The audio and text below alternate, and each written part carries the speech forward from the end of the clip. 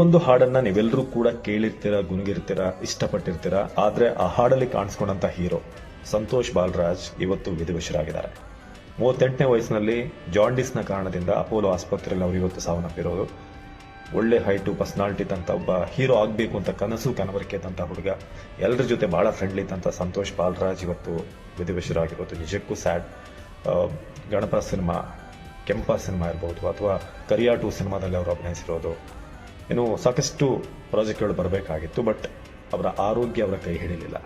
ಅವರ ತಂದೆ ಆನೇಕಲ್ ಬಾಲರಾಜ್ ಕರಿಯಾ ಸಿನಿಮಾದ ಪ್ರೊಡ್ಯೂಸರ್. ಸೊ ಅವರು ಕೂಡ 2 ವರ್ಷಗಳ ಹಿಂದೆ ಸಾವನ್ನಪ್ಪಿದರು. ಅದರ ಬೆನ್ನಲ್ಲಿ ಈಗ ಮಗ ಕೂಡ ವಯಸ್ಸಲ್ಲದ ವಯಸ್ಸಲ್ಲಿ ವಿಧಿವಶರಾಗಿದ್ದಾರೆ.